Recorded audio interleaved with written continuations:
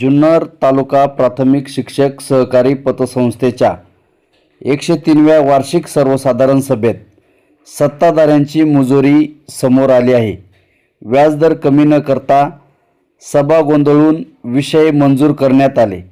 यावेळी जिल्हा सरचिटणीसांसह नेत्यांनी विरोधकांना भर सभेत शिवीगाळ केली आहे।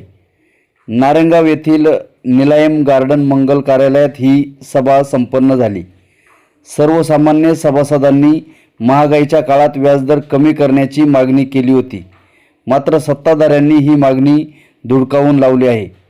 चर्चा सुरू असतानाच सत्ताधारी गटाच्या नेत्याने आणि जिल्हा सरचिटणीसांनी प्रश्न विचारणाऱ्या विरोधकांना उद्विग्न होऊन अर्वाच्य शिव्या दिल्या आहेत।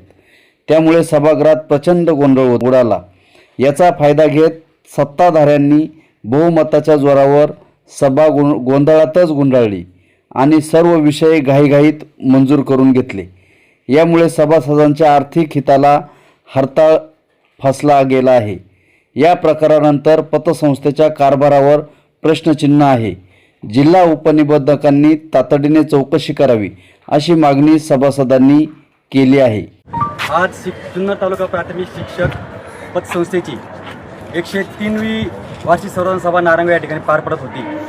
यामध्ये संचालक मंडळाने जे विषय मांडले होते त्याच्यावर सविस्तर चर्चा सभासदांना करायची होती, परंतु सभासदांच्या चर्चेला सामोरं न जाता ही सभा बहुमताच्या आरडाओरडा करून ही सभा गुंडाळण्याचा प्रयत्न या सत्ताधारी सभापती त्यांचे सर्व संचालक यांनी केलेले आहे।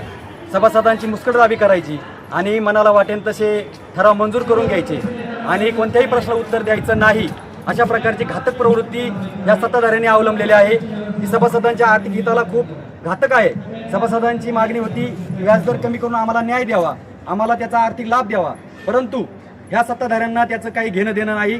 सभासदांना आर्थिक तोटा झाला, आर्थिक भुर्दंड बसला तरी त्यांना काही घेणं देणं नाही आणि या सभेला विशेष गालबोट लावलं ते यांच्या जे काही जिल्ह्याचे सरचिटणीस आहेत, या जिल्ह्याच्या सरचिटणीसांनी सभेमध्ये शिव्या दिल्या।